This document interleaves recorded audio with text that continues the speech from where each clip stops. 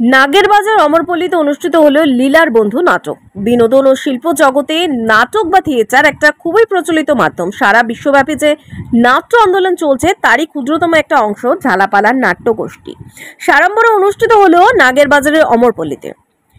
আর কে নারায়ণের মূল কাহিনী নিয়ে নাটকটির নাট্যরূপ দেন ও নির্দেশনা করেন শান্তিলাল গঙ্গোপাধ্যায়। নাটকটি দর্শকদের খুবই ভালো লেগেছে। ঝালাপালের পক্ষ থেকে বলা হয়, সিনেমার তুলনায় নাটকের দর্শক সারা পৃথিবীতে কম, বাংলাতেও কম। নাটকের নিজস্ব সীমিত দর্শক আছে, তা আগেও ছিল আর এখনো আছে, তবে এটা ঠিক তা সিনেমার তুলনায় 2%-ও কম। কিন্তু এভাবেই আমাদের নাট্যশিল্পকে বাঁচিয়ে রাখতে হবে। তিনি আরো বলেন, একটা সময় নাট্য জগৎ থেকে হয়তো অনেকেই সিনেমায় চলে গেছেন, কিন্তু তার সংখ্যাও কম। বহু বড় বড় সিনেমার অভিনেতা আছেন যারা কখনো নাটক করেননি। দুটি আলাদা শিল্প মাধ্যম, দুটি তার নিজস্ব রাস্তায় চলেছে। অভিনেতা পাহেল পাল বলেন, বাংলায় বহু ছোট ছোট দল দারুণ কাজ করছে। যদিও দর্শক সংখ্যা সত্যিই সীমিত, তবুও নাট্য আন্দোলন অব্যাহত আছে। এইভাবেই আমাদের চলতে হবে। তিনি বলেন, নাটক করে তো আর সংসার চলে না, তাই অনেক বাধ্য হয়ে নাটক থেকে সিনেমা বা সিরিয়ালে চলে যাচ্ছেন। তবুও আমাদের দায়িত্ব নাট্য শিল্পকে বাঁচিয়ে রাখা। সবাই মিলে একসাথে কাজ করি এবং সবাই মিলেই নাটকটা গড়ে তুলতে চাই। ঠিক সেই রকমই যেরমভাবে একটা ছোট সরস্বতী পুজো সবাই মিলেই করতে চায় ভালো করে, সেটায় সবার যে পরিমাণ সহযোগিতা এবং একাত্মতা থাকে তাই কিন্তু, কারণ তারা ওই সরস্বতী পুজোটা ভালো করে করতে চেয়েছে পাড়ায়, আমরা কজন ক্লাব ভালো করে করতে চেয়েছে, ঠিক সেরকমই এটাও সবাই মিলে ভালো করে করতে চেয়েছি, অ্যান্ড দ্যাটস অল। হ্যাঁ, নতুন নাটকের ভাবনা তো চলেই। একটা নাটক হলো, এই নাটকটা সদ্য হয়েছে, বেশি দিন না, গত মার্চ মাসে প্রথম শো হয়েছে। ফলে এখন কিছুদিন তো এই নাটক এবং আরেকটি নাটক আমাদের চলছে লিড টু, সেগুলোর শো হবে। আস্তে আস্তে ভাবনা চিন্তা চলছে, নিজেদের মধ্যে কথা বলবো নতুন কোনো গল্প। নাটকের দর্শক যদি আজ থেকে 60 বছর আগে বলেন, সেই শম্ভু মিত্র, উৎপল দত্তের সময়, তখনও 2% ছিল, এখনও 2%। এবার মানুষের সংখ্যা বেড়েছে, ফলে 2%টার সংখ্যা বেড়েছে। নাটকের দলও তেমনি প্রচুর প্রচুর দল, মফস্বলে, গ্রামে, শহরে, কলকাতায়, পশ্চিমবঙ্গের মধ্যে প্রচুর দল কাজ করছে। এবং এত দল যখন কাজ করছে, তারা নিশ্চয়ই কিছু দর্শক পাচ্ছে, তার মানে দর্শকরা তো নাটক দেখছে। এবং কখনোই সেই সংখ্যাটা সিনেমার সাথে তুলনীয় নয়, কোনো দিনই ছিল না, আজও নয়, এদেশেও নয়, বিদেশেও নয়, পৃথিবীর কোথাও নয়। আমি নিজেও একজন গ্রুপ থিয়েটারের ছেলে। কলেজ লাইফ থেকে আমি থিয়েটার করতাম। একটা জিনিস কি, কোনো জিনিস যখন আমি করতে যাব, তার আগে একটা জন্ম নেয় মনের মধ্যে ভালো লাগা। ভালো লাগা থেকে ভালোবাসাটা সৃষ্টি হয়ে যায়। তো থিয়েটারটা করতাম, তবে গ্রুপ থিয়েটার করতাম সেইভাবেই যার মধ্যে কোনো প্রফেশনালিজম না, ভালোবাসা থেকে করতাম। এবং সেটা নিশ্চয়ই তোমরা জানবে যে আমাদের সময় যখন করতাম না, আমি বলে না, আপনাদের প্রত্যেকেই টিউশনির টাকাটা আমাদের এখানে চলে যেত এই ভালোবাসার ভালো লাগার দিক থেকে। তখন তো থিয়েটারের বিশাল মানে মানুষজন হতো, দেখতে যেত, আগ্রহটা খুব প্রবলভাবে ছিল, টিকিট পাওয়াও যেত না। এরকমও হয়েছে, আমার গিরিশ মঞ্চ থেকেও আমি ফিরে এসেছি, তারপরে মধুসূদন মঞ্চ থেকে। এরকম ধারণাটা দেখুন, কনসেপ্ট অভিনয়ের কিছু চেঞ্জ হয়েছে ডেফিনেটলি, কিন্তু আমি মনে করি যে থাকে, মানে বিভক্ত থাকে।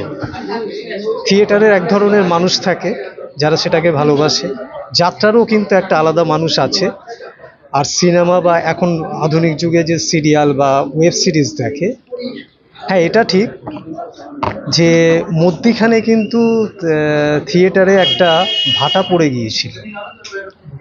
আর আমি এই অ্যাপেক্সে অনেক দিন ধরে আসা শুরু করেছি। দেবাশিস বাবু আমাকে খুব ভালোবাসেন, আর এখানকার যে আমাদের ম্যানেজার খুব জনপ্রিয়, সুরিন্দর, ও হোয়াটসঅ্যাপে আমাকে সবসময় যখনই কোনো প্রোগ্রাম হয় আমাকে বলে। তো আমি লক্ষ্য করছি, আমার খুব ভালো লাগছে যে আমাদের সময়, আমরা যখন ওই সময় ওই থিয়েটারগুলো করতাম, রংমহলেও আমাদের অনেক রিহার্সাল হতো। তো বর্তমানে যেহেতু আমি নিজেও সিনেমা সিরিয়ালে বা এই শর্ট ফিল্মের মধ্যে আমি এখন এই নিয়ে ব্যস্ত থাকি। একটা জিনিস বলবো, আমার খুব ভালো লাগছে এই থিয়েটারপ্লেক্সে বা ব্ল্যাক বক্সে থিয়েটার দেখতে এসে, বা একাডেমি অফ ফাইন আর্টসে নন্দনও আমার অফ টাইমে আমি খুব আড্ডা মারি, শুটিংয়ের ফাঁকে যাই, ওখানে একটা ভীষণ টানও অনুভব করি বলে যাই। এটা ইয়াং জেনারেশন, খুব আনন্দের কথা, তারা কিন্তু গ্রুপ থিয়েটারে আবার ভিড় বাড়াচ্ছে, তারা দেখছে, তারা পথনাটিকা করে বাদল সরকারের যে ফরম্যাটে যেরকম। সুতরাং এটা ভাবার কারণ নেই, এখন নতুনভাবে কিন্তু একটা ভালোবাসা আসছে। তো বলছি এটা অনেকদিন আগে থেকেই সিনেমা অনেক বেশি পপুলার একটা মিডিয়াম। সেটা আজ থেকে যদি আপনি 50 বছর আগেও দেখেন তাহলে দেখবেন যে ওই একটা সিলেক্টিভ অডিয়েন্স তারাই নাটক দেখে এসেছে। ধরন পাল্টেছে, নাটকের ধরন পাল্টেছে, দর্শকের ধরন পাল্টেছে, কিন্তু সিনেমা ডেফিনেটলি ডমিনেট করে যাবে এই জায়গায়। তার মিডিয়ামগতভাবে এই যে বলছেন এত ব্যয়, এত অর্থ, এত বিভিন্ন জায়গায় একসাথে প্রায় ওয়েস্ট বেঙ্গলের 300-400 হলে রিলিজ করছে, এই সমস্তটা নিয়েই ক্যাপিটাল অনেক বেশি, তার প্রচার অনেক বেশি, স্টার কাস্টিং সেখানে মানে ম্যাটার করে যায়। এই সমস্ত নিয়েই ডেফিনেটলি মানে এই মাধ্যমটাই অনেক বেশি পপুলার। সেটা আজ বা কাল যাই হোক না কেন, তখনও সেই পরিমাণ দর্শক নাটকে আসতেন না, এখনো আসেন না। যাই করুক না কেন, মুভি করুক, নাটক করুক, বা কোনো ম্যাজিক শো করুক, হোয়াট এভার খেলুক, তারা যেন এটা সিরিয়াসলি করে আর কি। সিরিয়াসলি করে, কারণ আমি এই প্যারামিটারটা আমি আসতে রাজি নই যে তারা অনেক বেশি মানে সিনেমা ওরিয়েন্টেড হয়ে যাচ্ছে। ডেফিনেটলি তার একটা ক্যারিয়ার আছে। নাটক সেটা এখনো ওয়েস্ট বেঙ্গলের সেই পরিসর তৈরি করেনি যেখানে নাটক করে একটা ঠিকঠাকভাবে একটা সচ্ছল জীবনযাপন করা যায়, সেটা তো সম্ভব নয়। এবং সেখান থেকে থিয়েটার থেকে অনেকে সিনেমা বা সিরিয়াল আপনি যেটা বলছিলেন যাচ্ছে, কারণ তাদের তো আয় করতে হবে, অন্যতম কারণ বটেই আয়, এবং তার সাথে একটা ফেমের একটা বিষয় তো রয়েছে, যেহেতু এটা একটা পপুলার মিডিয়াম, যেখানে হয়তো একটা নাটক দেখছে 100 জন দর্শক, একটা সিনেমা রিলিজ করলে সেখানে হাজার হাজার দর্শক সেটা দেখছেন। গুরুতর মানে খুব মানে মানে গুরুগম্ভীর প্রশ্ন করলেন। আমি আমার অভিজ্ঞতা বলি, হ্যাঁ, আমার মনে হয় সেটা আমার বলাটা দরকার। আমি ক্লাস 1 থেকে নাটক করছি, আমার এখন বয়স 30 বছর। এই নাটক ইটসেলফ আমাকে অনেক কিছু দিয়েছে। সেটা স্বাধীনতা, যেটা আপনি বললেন, চেতনা, আমি এত গুরুগম্ভীর শব্দ ব্যবহার করব না। আমার জীবনযাপনের অনেক কিছু পাল্টেছে এই নাটক।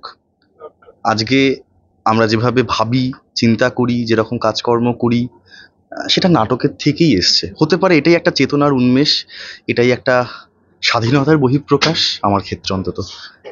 আগেও যেরকম নাটক হতো গ্রাম বাংলায়, এখনও সেরকম নাটক হয়। আমরা নিজেরা প্রচুর কাজ করেছি নানান জায়গায়, মাঠে ঘাটে, এখনও কম বেশি করে বেড়াই।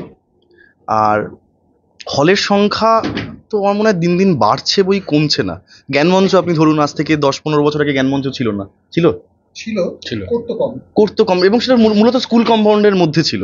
এখন সেখানে রেগুলার বেসিসে কাজ হচ্ছে, আরও অন্যান্য অনেক কি বলবো জায়গা, প্রসেনিয়াম স্পেস তৈরি হচ্ছে, ইন্টিমেট স্পেস তৈরি হচ্ছে। এই যে থিয়েটারপ্লেক্স, এটা আগে ছিল না, এখন তৈরি হচ্ছে, এবং এখানে প্রত্যেক দিন আপনি আসলে কিছু না কিছু প্রোগ্রাম দেখতেই পাবেন। সেখানে নাটকের পরিমাণটাই বেশি। আমার তো দারুণ লাগে, প্রতিবারই ভালো লাগে, প্রতিবারই অভিনয় করি। নতুন জেনারেশনের কাছে ভালো নাটক দেখুক, ভালো নাটক হচ্ছে, একটু দেখুক। খুবই ভালো লাগলো নাটকটা দেখে।